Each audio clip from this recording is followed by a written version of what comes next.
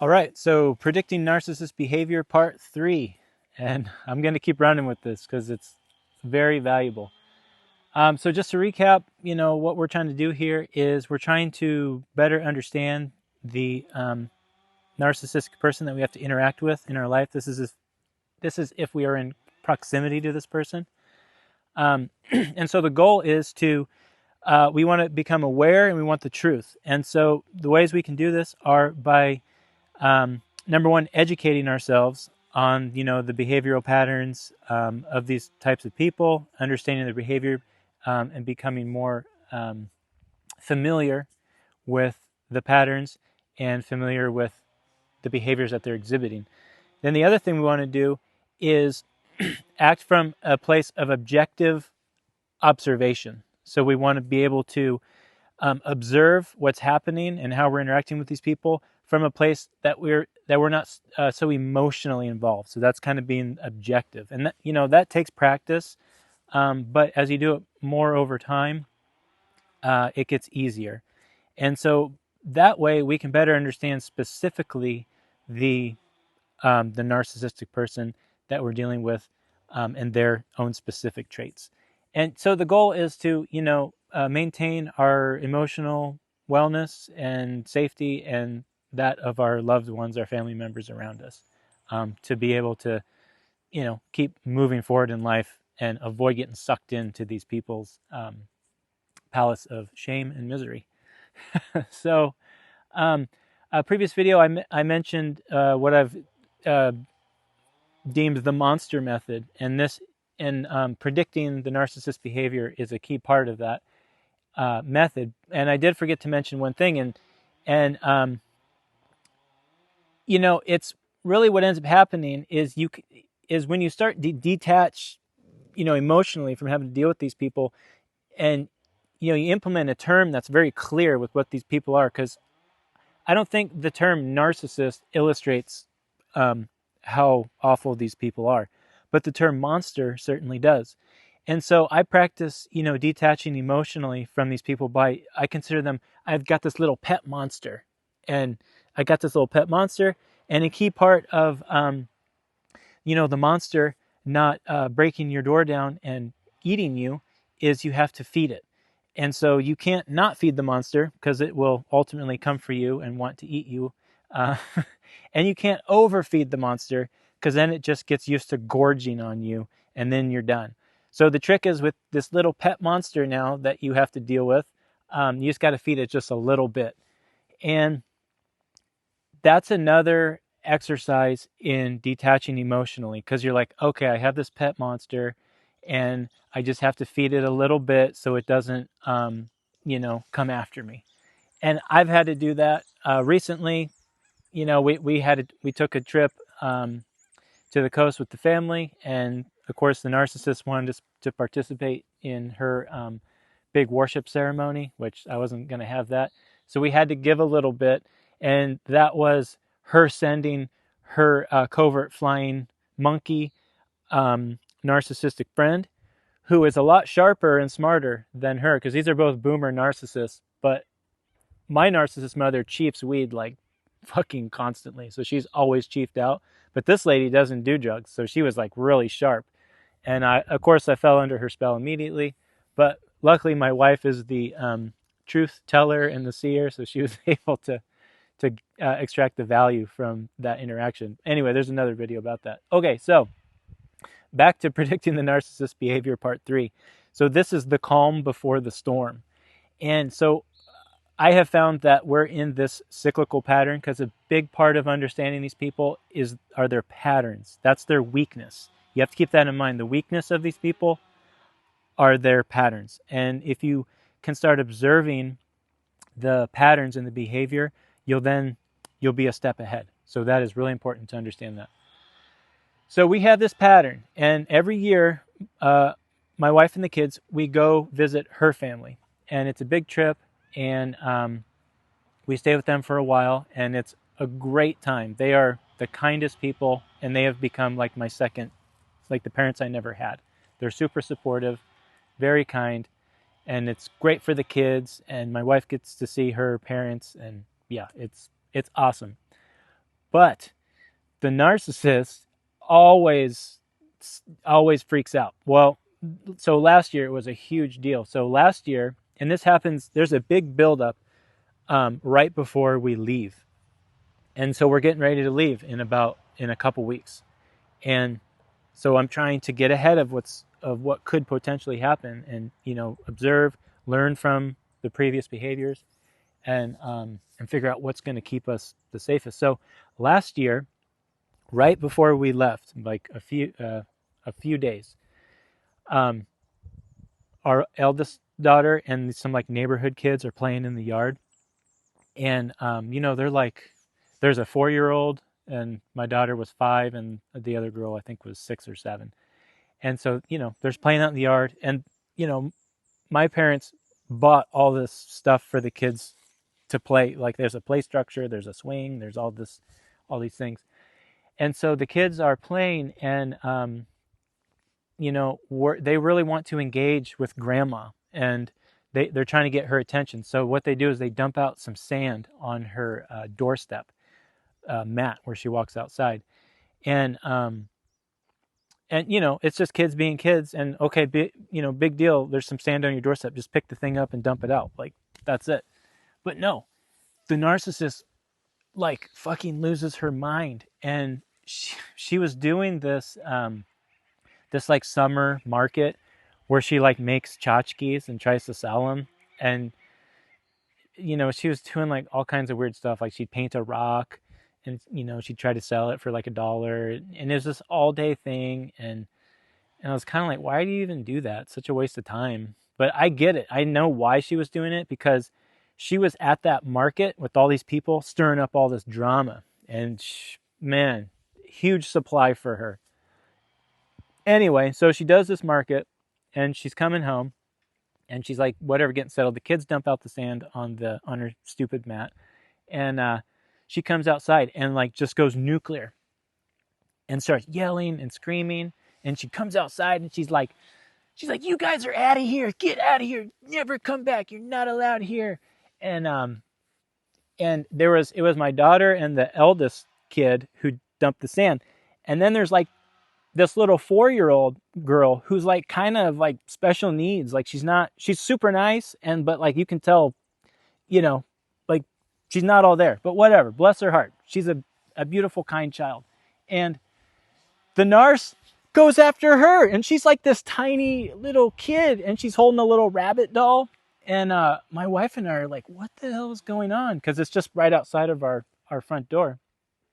The narc is losing her mind, yelling at this little kid about how they made a mess, and she works so hard, and I'm out, and this is what I get for working so hard for the family. And then she's like, I'm taking away all the toys. Everything's going away. The play set, the swing. You guys are never allowed here ever again. So yeah, of course, it's a huge deal to the kids. They like, freak out. My daughter's crying. The neighbor kids, fortunately, like the neighbor girl, the little 4-year-old that this was all directed at, she really didn't understand what happened. So she comes up to my wife and is like, oh, like, what's going on? Like, so luckily it didn't, like cause her to like have a nervous breakdown or a meltdown or something. But yeah, the narc loses her mind. Yeah, threatens to take away the toys, yells at the children. So like, yeah, the neighbor kids have to go home. Our eldest comes in and is like, so I don't get any toys now. Like grandma's freaking out. What's going on? And we're like, oh, it's okay. So my wife, goes out to like calm the situation down, and she walks right up to the narc who's like, losing her mind. And of course the narc comes instantly with like stirring up some drama, like, you're not watching the kids, and I those kids, I have a completely different opinion about them, and they're terrible, and all this stuff. And my wife is like, because she's like the truth seer, or what, the truth speaker and the seer, like she's been that her whole life, and she's like super calm and super clear, and she's like, listen, don't ever yell at my child, ever. If there's a problem, you can come get me and I will deal with it. And it was like very calm, and the narc was like, it didn't compute in her mind. And she's like, okay, okay. Cause yeah, she wanted to have some big blowout with my wife about the whole thing. Of course, some giant drama, some big, big supply for her. And my wife was just cool as a cucumber and told her how it is. You don't yell at other people's kids, especially, and like neighbor kids, like you don't discipline other kids where you don't yell at them. You can tell them, all right, it's time to leave. Why don't you guys pack it up for the day? And, a 70-year-old yelling at a 4-year-old, like, come on. So anyway, okay. So, we thought, cool, whatever, blows over. No. So we leave to go visit my wife's family. We're there for, several weeks. And we come back, and that time that we were gone, it's like they imploded on themselves. The narc and the enabler, my folks, they like imploded, and we come back, and it's like this huge thing of how I don't love her enough, and I'm killing my father. You're killing me, and like, what's it gonna take for you guys to get out? And it kind of blindsided us. And then they're like, we need to have a lot of conversations. We're gonna have to sit down, and you're gonna have to show your love, and we're gonna need a lot of conversations. And so they really blindsided us right when we came back, and we're just like, we're like, fuck, man, okay. And like financially, I sunk a lot of my savings into our living situation, and and we made an agreement. It was like, I'm going to sink, tens of thousands of dollars to make this little shack a home, and then it's going to push us out 7 years in rent, and we've been there 2 years, so that was our agreement. But of course, they're not financially responsible at all. So, anyway, but so we come back to this, and so now we're like, oh crap, now we got to like figure something out, and and like, financially it's challenging. Like I just don't make enough. Like my wife stays home with the kids to watch them, and like my business is only generating so much money, and like, cost of living is like out of control. And anyway, you know how it is. So, we're like, oh crap, what are we going to do? And my wife is like, okay, like this is the play. She's like, just agree to like, yeah, we're going to have a bunch of conversations, and just play dumb, like, oh, we had no idea we were affecting you this way. And yeah, we'll have a lot of conversations, and yeah, like I'll start showing my love, and and basically just play dumb and don't engage, and just agree to whatever they're requesting. And then she'll start baking them goodies like every few days. I'll just start baking them crap they can eat. And so that's what we did. And like, honestly, man, like it just blew over. Like it was all like a house of cards. It was a smoke screen. There was nothing behind it. And the whole thing was like, I think what ended up happening was, there was that big blowout initially, and she got no supply. My wife just calmly told her how it is, and then it wasn't a big drama. And then we left, and we were gone for so long, she had no supply. I mean, maybe that little bit she got the market, or she's draining my dad. But she definitely leans on us for supply, and we were gone. And so I think it was like, she's being in collapse, and it just like stirred her up. And so then it was like a big attack when we were getting back. And so, yeah, we didn't play into it, and we were just cool, and just kind of placated, to the requests, and then just, baked some goodies. I mean, maybe some little gifts, and the whole thing blew over, and like there was nothing there. And so, it's a testament to, avoiding emotionally reacting, because that's what these people want. They want to like trigger you emotionally, and then just start draining you, and then you're just spun in that. And so now we are approaching a year later, and we leave in like a week and a half or 2 weeks or something. And so I'm trying to foresee, I'm trying to predict the, what's going to happen. Is she going to try to kick something off right before we leave? And so we're in this point of the calm before the storm. And that's, you always have to be aware of the cyclical nature and the pattern and the timing with these people, because just because the ocean is calm doesn't mean that, there's waves of brewing. And so that's where we're at right now. If I were to guess, she's really been going after my wife. So it might, I don't know. It all depends if like some flying monkeys, come around and she sends them with their poison arrows. I don't know. If I were to guess, she's going to try to do something, but we'll see. And then of course us being gone and there'll be no supply, so we might come home to a shitstorm. But, we're really trying to prep everything, and, the kids really haven't been playing that much. We're giving them a ton of space.